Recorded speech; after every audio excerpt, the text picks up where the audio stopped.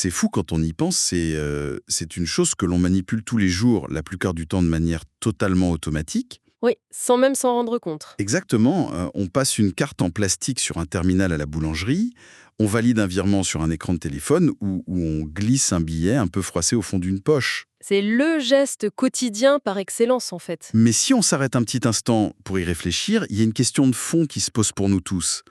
Est-ce que ce bout de papier ou cette petite ligne de code numérique sur un serveur bancaire, est-ce que ce n'est qu'un simple outil technique qu'on a inventé pour faciliter nos achats?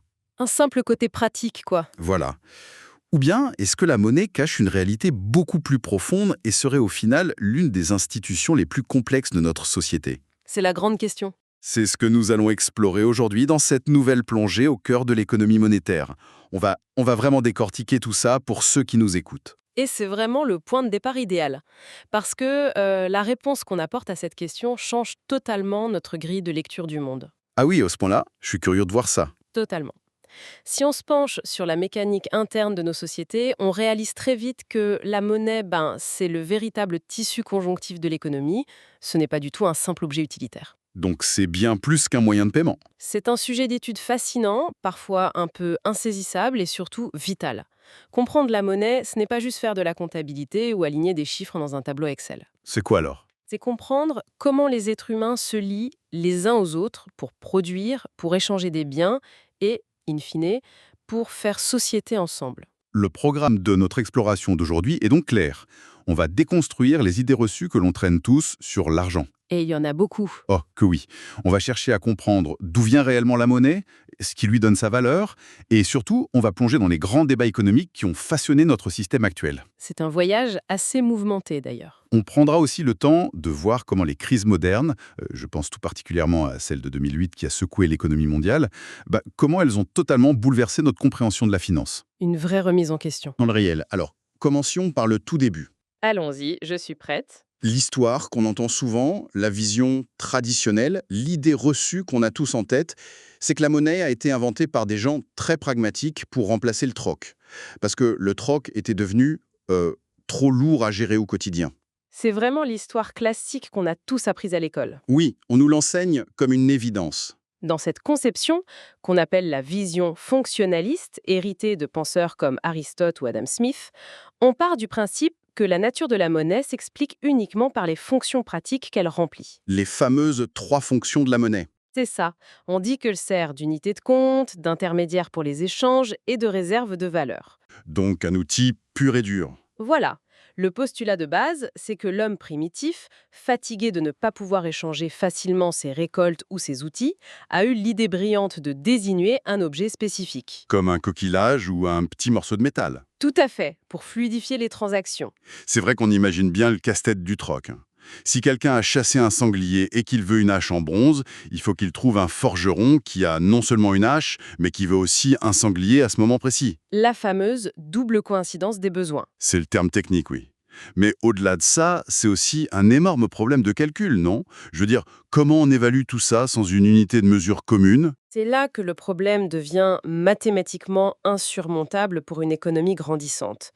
Imaginons un instant une communauté qui échange, disons, 1000 biens différents, sans aucune monnaie. 1000 biens, ça fait beaucoup de combinaisons. Énormément. Sans une unité de compte pour centraliser la valeur, chaque bien doit être évalué par rapport à tous les autres. Il faudrait calculer près d'un demi-million de prix relatifs. Un demi-million? Juste pour 1000 biens? Oui, un sanglier vaut 3 haches, une hache vaut 5 sacs de grains, un sac de grains vaut 2 lapins, et ainsi de suite à l'infini. Ah oui, c'est tout simplement ingérable au quotidien. Personne ne peut retenir ça. Impossible. Alors qu'avec une monnaie qui sert d'unité de compte unique, ce chiffre astronomique tombe à seulement 999 prix. Une simplification logistique évidente, en effet. Donc, la logique mathématique tient parfaitement la route. C'est pour ça qu'on a tous accepté cette histoire du troc comme une vérité absolue. Elle tient la route en théorie, oui. Sauf que, et c'est là que notre compréhension de l'histoire prend un tournant radical, le grand retournement de situation, c'est que les recherches croisées entre anthropologues et historiens ont prouvé autre chose. Autre chose? De manière assez incontestable, ils ont prouvé que cette histoire fondatrice est un mythe complet. Un mythe? Vous voulez dire que ça ne s'est pas passé comme ça? Pas du tout. Il n'a jamais existé dans l'histoire de l'humanité de société reposant sur le troc pur, fonctionnant au quotidien par l'échange direct de marchandises, et qui aurait soudainement inventé la monnaie pour se faciliter la vie. Attendez, c'est énorme ce que vous dites là. L'échange marchand généralisé sans monnaie, ça n'existe tout simplement pas dans les archives de l'humanité. On a donc basé une grande partie de notre vision de l'économie sur un conte de fait. Si la monnaie n'a pas été inventée comme un outil technique pour sauver les gens des complexités du troc, d'où vient-elle et quelle est sa vraie nature? C'est ici qu'entre en scène une autre perspective, la vision dite institutionnaliste, portée par des penseurs de divers horizons comme Karl Marx ou Georges Simmel. Et que disent-ils de différent? Pour eux, la monnaie n'est pas une marchandise apparue par un heureux hasard logistique. C'est avant tout un rapport social fondamental. C'est une institution à part entière. Un rapport social, c'est-à-dire? Pour le dire simplement, dans une économie de marché, les individus travaillent de manière isolée. Le boulanger fait son pain de son côté, le menuisier fabrique ses meubles de l'autre, sans forcément se concerter. Chacun dans son coin, oui. Comment faire en sorte que tous ces travaux isolés, ces efforts privés, forment une société cohérente? C'est la monnaie qui fait ce lien. Elle est l'instrument qui valide socialement ces travaux privés. Ah, je comprends. Sans la monnaie, l'économie de marché se fragmenterait complètement. Exactement. Elle s'effondrerait. Ça change complètement la donne. La monnaie est littéralement ce qui tient la société marchand ensemble.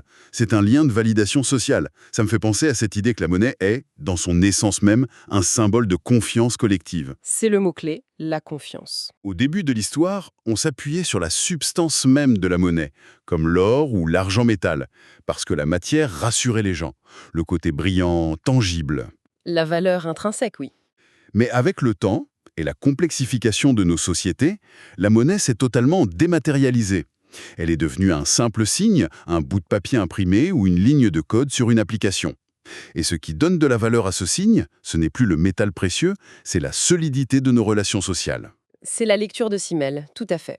Ce passage de la substance matérielle au simple signe est la preuve éclatante que la monnaie est une convention, une croyance partagée par tous. Une fiction utile, en quelque sorte. Si on accepte un billet de banque ou un virement numérique en échange de plusieurs heures de travail physique ou intellectuel, ce n'est évidemment pas pour le support en lui-même. Personne ne travaille dur juste pour un morceau de papier. Exactement. C'est parce qu'on a la certitude intime que le reste de la communauté acceptera ce même support demain pour nous permettre d'acheter, à manger ou de payer un loyer. C'est une gigantesque toile de confiance invisible. Ok, c'est fascinant. Donc si on part du principe que la monnaie est ce lien de confiance, cette institution sociale, ça soulève une autre question majeure dans notre exploration. Laquelle? Comment ce lien interagit-il avec le monde physique? Je veux dire, est-ce que la création de monnaie influence concrètement l'économie réelle, la production de nos usines, l'emploi? Ou bien est-ce que c'est juste un voile, une couche abstraite posée sur la réalité des échanges? Ah, nous entrons là dans l'un des débats historiques les plus passionnants en économie. Le grand affrontement théorique. Voilà. D'un côté, il y a la vision classique qui considère que la monnaie est exogène et neutre. Une métaphore très parlante de cette époque, souvent attribuée à Jean-Baptiste Say, décrivait la monnaie comme la simple voiture de la valeur des produits. La voiture de la valeur, c'est une belle image. L'idée est que les produits s'échangent au fond contre d'autres produits. La monnaie ne fait que transporter la valeur d'un point A à un point B, comme une charrette transporte du blé. Elle facilite le trajet, mais elle ne change pas la cargaison. Dans cette logique, modifier la quantité de monnaie en circulation ne change rien à la richesse réelle d'un pays sur le long terme. Ça ne fait que modifier le niveau général des prix. La monnaie serait donc un voile inoffensif. Mais j'imagine que cette idée d'un simple voile qui n'affecte rien a dû être sérieusement contestée par la suite. Ça paraît presque trop simple. Tout à fait, et par des courants de pensée très différents qu'il est intéressant de regarder de manière tout à fait impartiale aujourd'hui. D'un côté, nous avons l'approche monétariste, incarnée par des figures comme Milton Friedman.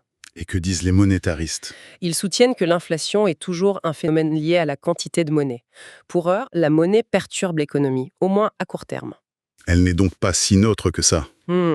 Si on injecte trop de monnaie dans le système, on crée des illusions de richesse. Les gens se croient soudainement plus riches, ils consomment davantage, mais la production réelle des usines n'a pas suivi le rythme. Et là, les prix flambent. Très vite, oui. Les prix augmentent et l'illusion se dissipe, laissant derrière elle les dégâts de l'inflation. Donc une illusion temporaire qui fausse le jugement des acteurs économiques. Et j'imagine qu'il y a des penseurs qui vont encore plus loin dans la critique de cette fameuse neutralité monétaire. Oui, de l'autre côté du spectre, certains économistes, notamment Jacques Ruff ou les économistes de l'école autrichienne, estiment que la monnaie n'est jamais neutre et que ses effets néfastes sont profonds et très durables. Ils voient ça de manière plus sombre. Leur argument est qu'une création excessive de monnaie par le crédit génère ce qu'ils appellent de faux droits. Des faux droits, c'est-à-dire? En clair, c'est du pouvoir d'achat qui est distribué dans l'économie sans qu'aucune richesse réelle correspondante n'ait encore été produite. Cette monnaie, basée sur des dettes qui ne pourront peut-être pas être remboursées, vient fausser toute la structure de l'économie. Ça donne un signal trompeur aux investisseurs. Exactement. Elle encourage de mauvais investissements et conduit inévitablement à des ajustements très brutaux plus tard, c'est-à-dire à des crises économiques majeures. C'est fou de se dire que la monnaie peut créer des mirages aussi puissants et finalement potentiellement destructeurs. Mais là où la discussion prend une tournure vraiment captivante, c'est quand on aborde la théorie de la monnaie endogène. Ah, nous y voilà. Oui, des penseurs comme Thomas Cook et plus tard John Maynard Keynes. Là, on sort complètement de l'idée d'une monnaie injectée de l'extérieur par une banque centrale qui jouerait les chefs d'orchestre. Dans cette théorie, la monnaie naît de l'intérieur même du système. C'est un changement de paradigme radical par rapport à la vision classique qu'on vient de décrire. Dans l'approche endogène, on abandonne le mythe selon lequel les banques attendent passivement de collecter l'épargne des ménages dans leurs coffres pour pouvoir ensuite prêter cet argent aux entreprises. C'est pourtant ce qu'on imagine tous. La banque prend l'argent de mon livret A pour le prêter à mon voisin. C'est l'image d'Épinal.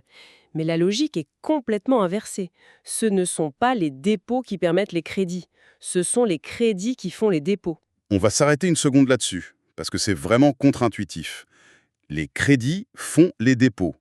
Concrètement, comment ça se passe dans le monde réel? Prenons un exemple pratique, ce sera plus clair. Lorsqu'un entrepreneur va voir son banquier avec un projet solide pour construire une nouvelle usine, le banquier ne descend pas dans la chambre forte pour vérifier s'il y a assez de billets déposés par les autres clients. Il ne compte pas les liasses. Pas du tout. Si le projet est jugé viable, le banquier va simplement inscrire une ligne de crédit sur le compte de l'entrepreneur. D'un simple coup de clavier d'ordinateur, la banque crée de la monnaie à partir de rien. C'est de la magie comptable. En quelque sorte, la monnaie naît à ce moment précis, endogènement, pour répondre aux besoins de l'activité productive. L'entrepreneur utilise ensuite cet argent nouvellement créé pour payer ses fournisseurs et verser les salaires de ses ouvriers. Et ces ouvriers, que font-ils avec cet argent? Ils déposent leur salaire sur leur propre compte bancaire.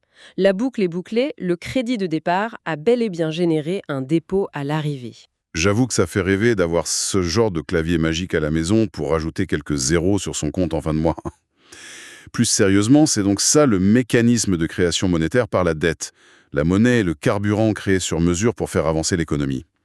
Mais ça ne peut pas s'accumuler indéfiniment sans conséquences, si. C'est toute la subtilité et la beauté du système. Quand la banque crée cette monnaie, elle inscrit aussi une dette équivalente dans son bilan. Ce n'est pas de l'argent gratuit qui tombe du ciel. Historiquement, on a décrit ce processus comme la loi du flux et du reflux. Le flux et le reflux, comme une marée. C'est une excellente image. Le flux fait la création de la monnaie au moment de l'octroi du crédit pour financer l'usine. Ça inonde l'économie. Mais il y a aussi le reflux. Quand l'eau se retire. Voilà. Quand l'entrepreneur vend ses produits, récolte son chiffre d'affaires et rembourse enfin son prêt à la banque, la monnaie qui avait été créée spécifiquement pour ce cycle économique est détruite. Détruite. Hmm. Vraiment effacée. Elle est littéralement effacée des bilans comptables. C'est un mouvement de respiration permanent. La monnaie est gonflée par le crédit et dégonflée par le remboursement, toujours en lien avec les besoins de la production réelle. C'est fascinant de voir la monnaie comme un organisme vivant qui respire au rythme de l'économie. Mais bon, on a parlé de grandes théories depuis tout à l'heure, de la neutralité de la monnaie, de la création par le crédit. Des concepts un peu abstraits, c'est vrai. Ceux qui nous écoutent doivent légitimement se demander pourquoi on s'en soucie aujourd'hui. En quoi tout ce bagage théorique impacte nos vies, nos crédits immobiliers ou la façon dont on comprend les actualités économiques à la télévision. Et l'impact est très direct, parce que ces théories dictent la façon dont les banques centrales pilotent notre système financier actuel. C'est le manuel d'instruction des banquiers centraux. Exactement. Prenons la période qui a précédé la grande crise de 2008. C'était une époque que beaucoup d'économistes considéraient comme très stable. On l'appelait la grande modération. Le consensus intellectuel était fort parmi les banquiers centraux. Ils étaient très confiants. Très. Il pensait avoir trouvé une sorte de formule magique, souvent résumée par des règles mathématiques strictes, comme la règle de Taylor. L'idée dominante était simple. En pilotant un seul outil, le taux d'intérêt à court terme, on pensait pouvoir tout contrôler. Une sorte de thermostat de l'économie en somme. Si l'inflation montait trop, on augmentait les taux d'intérêt pour refroidir le crédit, et si l'économie ralentissait, on baissait les taux pour relancer la machine de la dette, dont tu parlais tout à l'heure. C'est l'image parfaite, le thermostat. On ajustait la température et on pensait que le reste suivrait naturellement. La croyance aveugle de l'époque, c'était que la stabilité des prix garantissait automatiquement la stabilité financière globale. Tant que l'inflation ne bouge pas, tout va bien. Si l'inflation restait sage, disons autour de 2%, on considérait que le système bancaire et l'économie réelle se portaient bien. La gestion de la monnaie était très clinique, très conventionnelle. Et puis est arrivée l'année 2008, la fameuse crise des subprimes. Le réveil a été extrêmement brutal pour tout le monde. Du jour au lendemain, ce consensus bien huilé a volé en éclats. Ça a été un vrai choc pour tout le monde, oui. L'inflation était pourtant sous contrôle juste avant la crise, mais le système financier mondial s'est effondré sur lui-même. Le thermostat n'a rien vu venir. Rien du tout. Les banques centrales ont brutalement réalisé que la stabilité des prix n'empêchait pas du tout la formation de bulles financières massives, notamment dans le secteur immobilier, ni l'accumulation de risques systémiques cachés. Tout le système s'est grippé. Les banques ne se faisaient plus confiance entre elles. La fameuse toile de confiance s'est déchirée. Pour éviter que la récession ne se transforme en dépression mondiale, les banques centrales ont baissé leur taux d'intérêt jusqu'à atteindre zéro. Et c'est là que le problème devient critique. Quand le thermostat est déjà à zéro, on ne peut plus le baisser. La température ne monte pas et l'outil principal ne fonctionne plus. Précisément. À zéro, l'instrument conventionnel est cassé. On ne peut pas avoir des taux d'intérêt très négatifs sans bouleverser tout le système. C'est à ce moment-là que les banques centrales ont dû innover dans l'urgence absolue, en déployant des politiques dites non conventionnelles. Les grands remèdes. C'est là qu'on a commencé à entendre parler d'assouplissement quantitatif ou quantitative easing en anglais. C'est un terme qu'on a tous entendu en boucle aux informations pendant des années. Ça sonne comme du jargon technique, très froid, très lointain.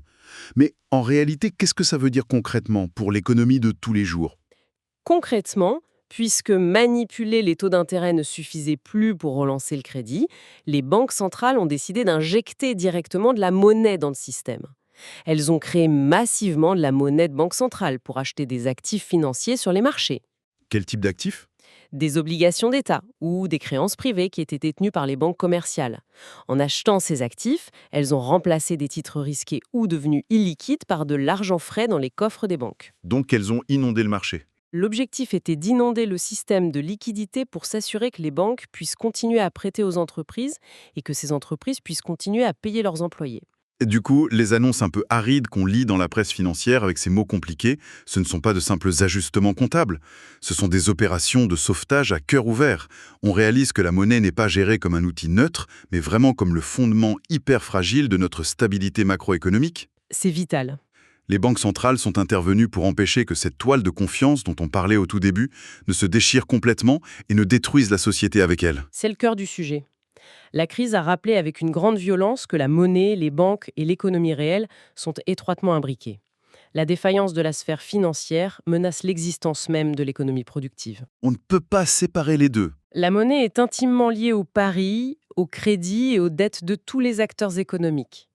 L'instabilité de la monnaie, c'est l'instabilité de la société tout entière. Le rôle des banques centrales s'est donc élargi, passant du simple contrôle de l'inflation à la sauvegarde pure et simple du système. C'est un changement de dimension totale. Si on prend un peu de recul, pour résumer l'esprit de tout ce qu'on vient d'explorer aujourd'hui pour notre auditoire, le chemin parcouru est impressionnant. Une vraie épopée intellectuelle.